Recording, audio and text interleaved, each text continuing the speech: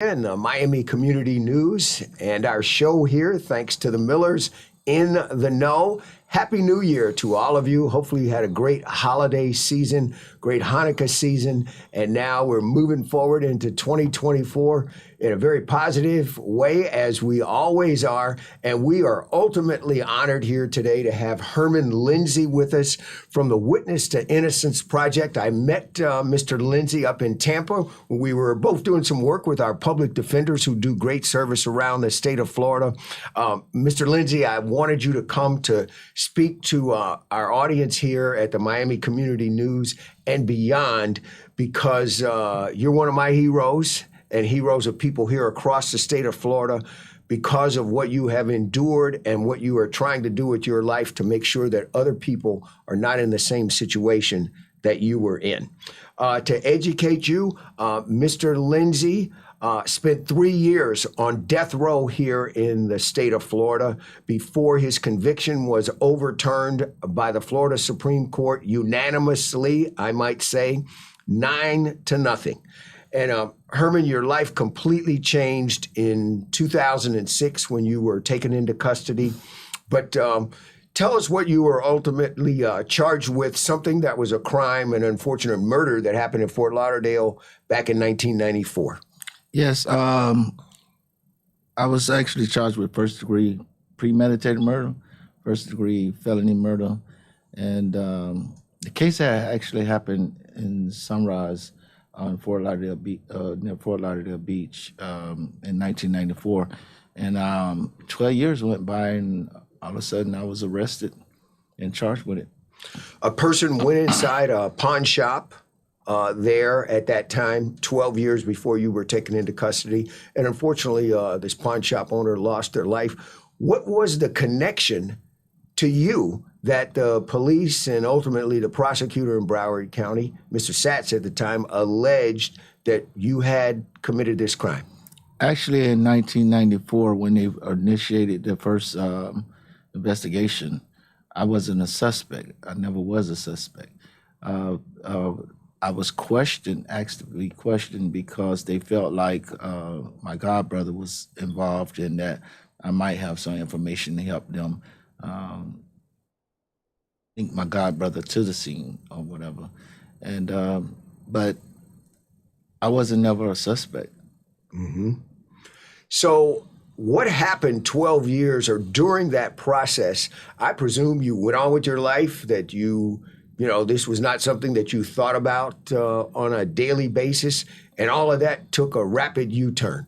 What happened was a new detective came into Fort Lauderdale Police Department homicide unit, and he was placed over the cold case. And he came out one time to speak with me, and when he came to speak with me, he was questioning me about the statement I said back in 1994, and most of the statement I couldn't remember. So only thing I would tell him was I can't remember. I'm not sure, because I couldn't remember 12 years back. I can't too much remember what I did last week, and he felt that was suspicious, and he went and used the information against he had against my godbrother and myself. Against my godbrother, and a statement that he had obtained in 2005. Of a person that was actually the prime suspect in the case in 1994. And he went and got a grand jury indictment and charged me.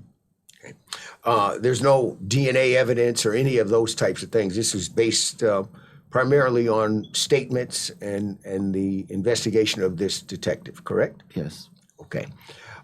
When you were indicted for this, and when you were then ultimately taken into custody, just walk me back through your thoughts about that time of your life. And did you think this was something that they going to figure out that they made a mistake here pretty quickly? Actually, when they came and arrested me, I was kind of laughing because I was like, I know you ain't doing your work. You definitely got the wrong guy.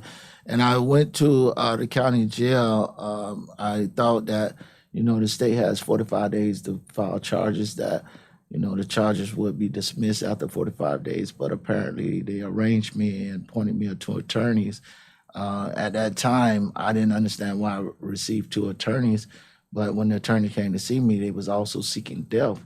And it was a experience that I was like, how is they seeking death on something I didn't do? But apparently they end up taking me to trial. When they told you that, what were your thoughts? I mean, just walk me through that. The thoughts, I mean, death is a threat. If a person come up to you with a gun and threaten you and say, we're going to take your life, it's a horrible feeling. So it's a similar feeling when you're being incarcerated for something you didn't do. And it's like, they just threatening to kill you. It's like they're going to take your life. And, I didn't have too much faith in the justice system. So I was very fearful. I was confused. I don't understand how this, came about. Mm-hmm. What message did you have, I mean, for your family during this time period when you were going through this? Well, only time I really talked to family at this time was my mom. My mom was a great woman. She's still alive, but I'm sad she's a great woman. And, we just believed that God would handle this. We just had faith that God would handle it. Okay. The trial actually comes, and you were relaying to me some things that had transpired and statements that people made that were untrue. You were sitting there. What was stated that you think that made a difference why a jury came back and said, oh, you had committed this crime? To this day, I wish I could actually question the jury to find out that question, because there was nothing there. As you see, the Florida Supreme Court rules unanimously on this death case. There was no evidence presented that I even participated in this crime or I was linked to this crime or anything like that. So to this day, I still wonder what it was that the jury seen to find me guilty. Mm-hmm. Now, you mentioned being found guilty. As the process went on and before this verdict was announced, did you think that they were going to come back? And no, we actually at the time we did not feel like we was going to get a guilty verdict. In fact, when the guilty verdict came down, the prosecutor at that time even dropped his draw in surprise that they came back, and the whole courtroom was people that was following the case was like, how did they come to this verdict? Mm-hmm. And then on the death penalty phase, that portion of this, how did you cope with that during that time period? And did you think that part of it was going to actually come through? Well, my lawyer prepared me after I was found guilty that I would probably receive a death sentence, because the judge we had she had just got death qualified, and that was her first death penalty case ever dealing with. So he felt like the judge was going to because she allowed a lot of things to come in to prosecute this case, that she was going to definitely give me the death sentence. That's so they can get the experience of handling a death penalty case. So when that did happen, nobody can be prepared for that completely, but you were prepared as humanly possible. I was prepared as humanly possible. Mentally, I still couldn't grasp how this had happened to me, how I even got found guilty of this. Tell me your thoughts when you were transported from Broward County to the Florida Correctional Facility and knowing that you were going to death row. I was very fearful when I first was transported to death row. I've heard a lot of stories, and I guess I was caught up into what society think about people that's on death row, and like their animals and things like that. And then actually my first day on death row was like the fear went away quickly, because the inmates, when they first was asking me my name and things like that, I didn't want to speak. and stuff like that. But then they actually took a little offering from everybody for little snacks and hygiene products, things that I may need, and sent it down to my cell with some books and stuff and things to try to get me settled in. And as I went to talking to them and speaking to them and playing basketball with them, I found that on death row, everybody is like one big family. And some of those guys, you wouldn't even believe that, this person is the person that committed that crime. Okay. And we're going to show some video of the death row here in Florida now. And during your time there, how much interaction do you have with other inmates and the staff there during that time period that you were there for the 3 years? Well, we have a lot of interaction, and it's as you see, it's bars there on East Cell in Florida Death Row, and we talk between bars, and we actually play chess between bars. You put a little chessboard outside and put a mirror and go. And then like twice a week, we go out to recreation together. And, it was like a smooth environment. Okay. This video, courtesy of the Tampa Bay Times there, which we appreciate, that your time there, mentally, how do you get through this process? Your attorneys, I'm sure, were telling you that, this appeals process was going to take a while.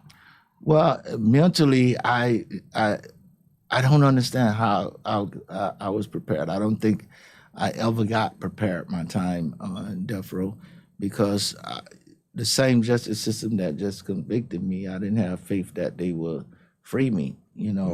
But one of the statements that stuck with me was when I was walking out after I was sentenced to death. The prosecutor came himself to me and said, "Herman, it's going to be okay. Just keep your head up, and I assure you this will be back for a new trial." So I for a prosecutor to tell you that, I had a little faith, but it's many days in there that I felt like it get emotional sometimes thinking about that. It's like a hard feeling of hurt, of not being able to see your kids, not being able to communicate like you want to, because at the time I was there, you couldn't make phone calls off of death row. And now, but I couldn't make phone calls. I try to read books, and I right now I have a bad disorder where to go to sleep, I have to think about myself in another place or in a story to actually go to sleep, even today. So the time comes where the Florida Supreme Court is going to take what, in the state of Florida, you will get an automatic appeal to the Florida Supreme Court concerning a death sentence.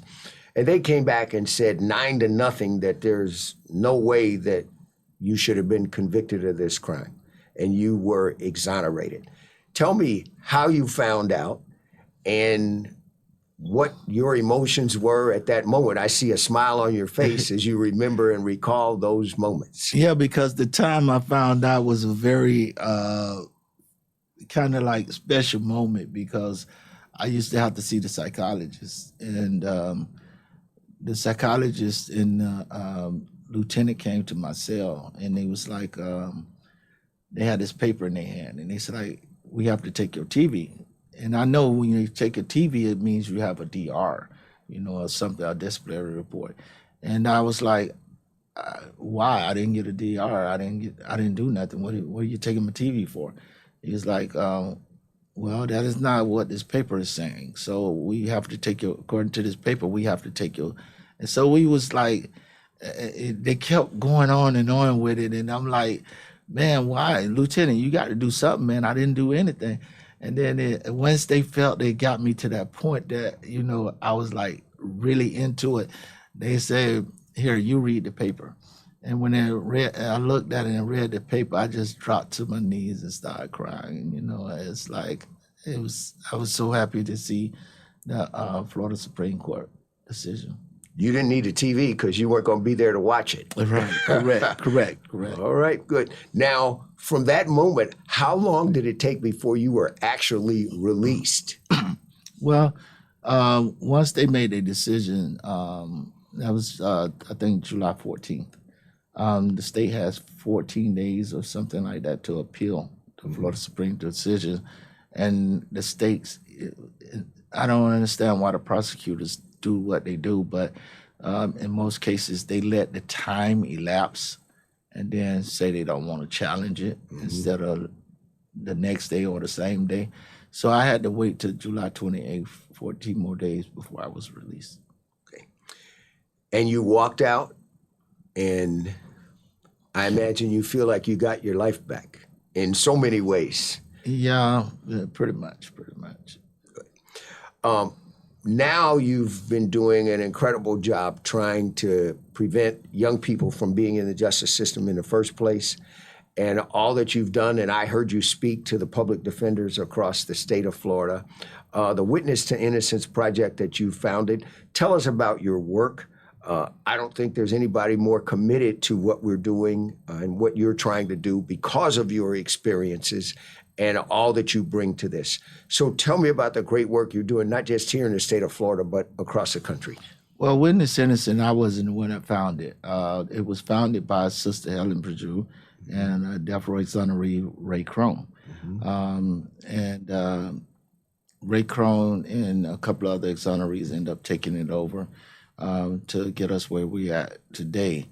Witness Innocence is an organization that is based of death row exonerees as members, because one of the things that happens, like such here in Florida, we got 30 death row exonerees here in Florida. Only 4 of them had received compensation. I still haven't received compensation, and many others haven't.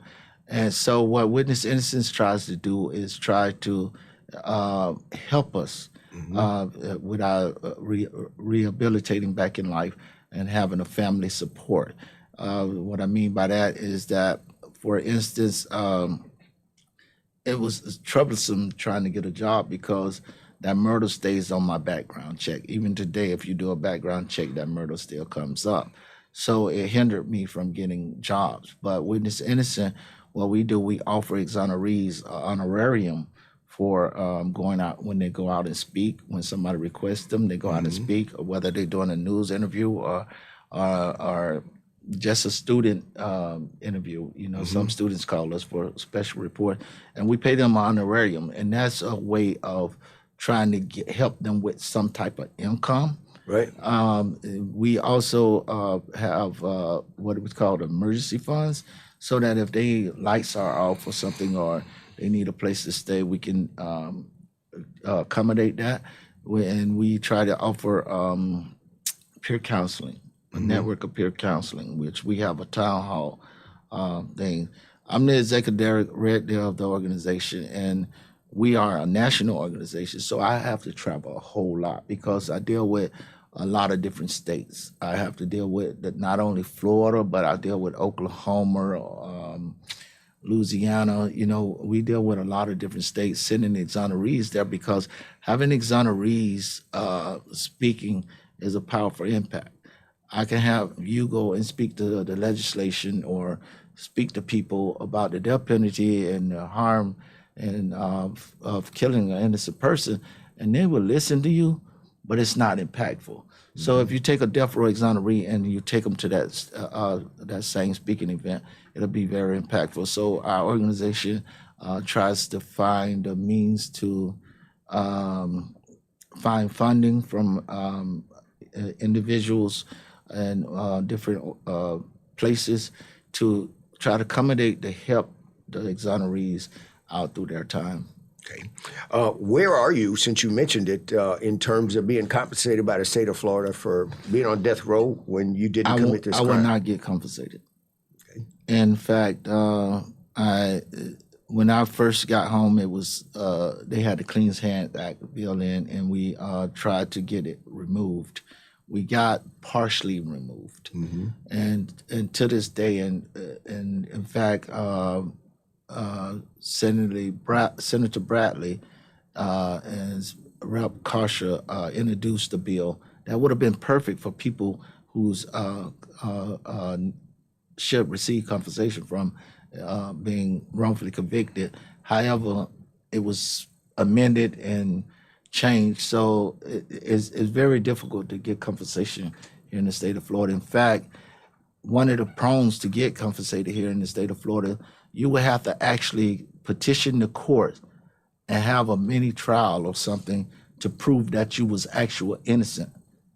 So the Florida Supreme Court decision in my case don't mean nothing. Right. I have to come and prove that I was actually innocent. And the sad part about it, most of us are locked up, or so much time has changed. In my case, it was 12 years went by. How do I get the evidence to prove that I was innocent? And then here it is, most people, 35 years been locked up and been exonerated. How do they get the information to try to prove they're innocent if so much time didn't elapse? So I won't get compensated. When you are traveling, tell me about your big picture message that you have to the young people that you meet and come across. Well, young people are very influenceable, and that's one of the biggest problems is that they want to be down or they want to be a part of something. Maybe it's lack of attention at home. Maybe it's a lack of trust with people, and the goal is to actually allow them to feel like they have someone that they can go to, someone that they can talk to, someone they can look up to, and be themselves and grow, and that will help them stay away from trouble. For instance, I had a young youth, very troubled, going to the malls, stealing cars, things like that. And I got him interested in video games. So I got him playing Madden and Call of Duty. Mm-hmm. So once he went to playing that game so much and into the game, because that game is addictive, when his friends went coming over to go to the mall and things, he didn't want to go to the mall. Mm-hmm. Instead he want to call me and say, get online, and we play. So little things like that makes a difference, and it can change our community if people just actually take time to be there for the youth. Your message that I heard when you gave to the public defenders about these are obviously people who are working as hard as they possibly can to try to help those who can't afford to have an attorney. And many times people believe that those who end up on death row and other crimes are not getting the type of legal services that they actually deserve and should get. And what the case workload is for so many public defenders. What was your big message to them to take away about dealing with all of their clients, not just those that are charged with a murder? I think the communications between attorneys are the biggest key to any defense or any case, to allow the person to feel comfortable. If you're not communicating with your client, your client don't feel like you're doing the best, your client is not going to be honest with you, without him or her being honest, it's very difficult to actually represent a person that you don't know all the facts. You're attorney, and you've probably had cases where things pop up at the last minute that kind of derail the case. Right, that you weren't aware of. Right, and that's because the person maybe didn't trust enough to, and the thing about it is most of the people in the community feel like the public defenders are working for the state because they got a state salary, and they don't understand how hard the public defenders do actually work, and the public defenders try to do the best they can. They're young lawyers, they're learning, and you have some veteran lawyers in there that guides them. And I think that, in fact, my case was represented through court-paid attorneys. Mm-hmm. And I think that people should trust them and understand that they're not just working for the state. They may be getting paid by the state of Florida, mm-hmm. but their work is actually genuine. What are your thoughts now in the larger picture about our criminal justice system and where we are today with it? Our criminal justice system is, we have too many excuses instead of looking at the real picture of what we need to do. And one of the things of changing our justice system is we need to change our minds in society. For instance, people, what if you ask the people, what is the number one cause of wrongful convictions? Everybody would say prosecutor misconduct, police not doing their job, or wasn't defended right. But the number one cause of wrongful conviction is the jury got it wrong. In every case, the jury has to had them found the person guilty. And what people don't understand is how important it is for members in society to participate in jury trial. Some don't want to go to jury, they want to get a nail, they want to do everything else. But they can make a real difference if they're sitting on that jury. And they hold a attorney accountable. They hold a state accountable. They hold a judge accountable. Most people don't realize what it means beyond a reasonable doubt. You ask most people, what do it means when the state have to prove beyond a reasonable doubt? Most people don't understand that. Some people feel like, I grew up on Hawaii 5-0, Right. and Matlock, So most people believe, like CSI nowadays, that if a person is arrested, they're guilty, that the person is actually person. So that when they're in trial and sitting down on the jury, they're not really paying attention to the evidence. They don't question the evidence. If they have a concern, they don't ask questions. They just try to get it over with because they feel like, and that's where the state has the advantage, because people that's mostly arrested and people that's sitting on jury mostly feels like a person is guilty and they need to prove they're innocent. Big picture, and we have a few minutes left here. I want to open the floor for you to be able to communicate about things that you want the average person in public to be able to do to improve this system, to make it better. You talk about jurors paying more attention. Well, what do we need to do overall to try to make sure that our young people are not in this place? You know what a big fan I am of all different types of great education, having mentors like you, spend time with our young people so that they don't end up on a path that can put them in a bad place.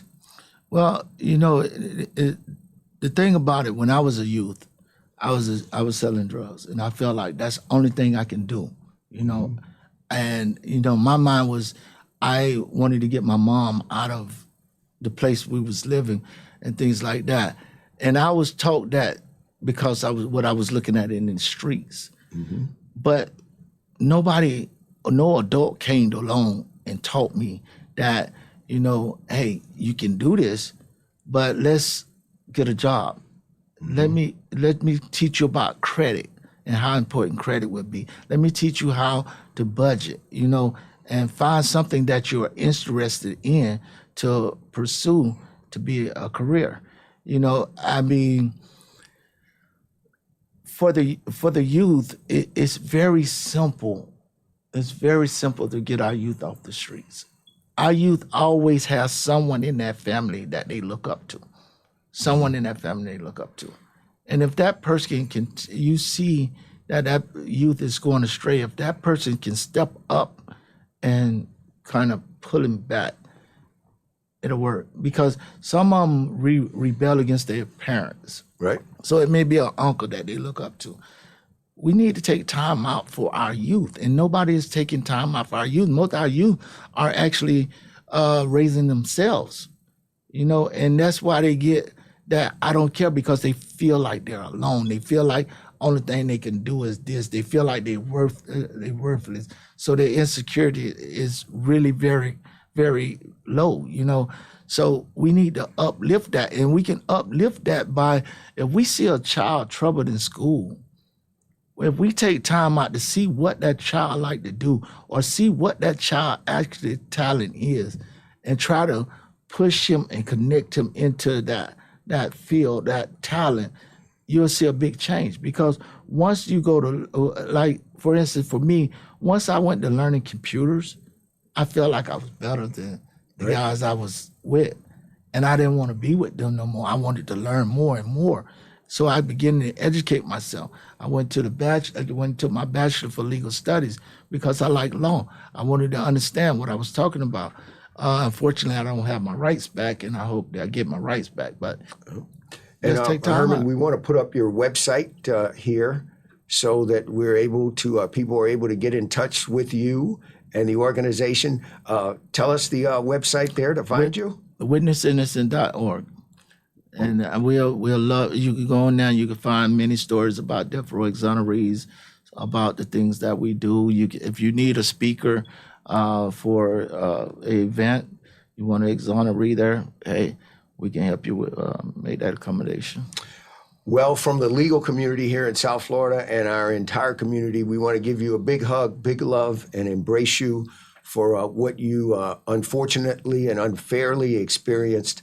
But you're one of my heroes for the way you've come through this and how you're trying to teach all of us to do better. And Herman, thank you very much for being with us here on In the Know at Miami Community News. God bless you. All right, thank you very much for having me. Thank you, and we'll be back with the next edition of In the Know coming up here soon.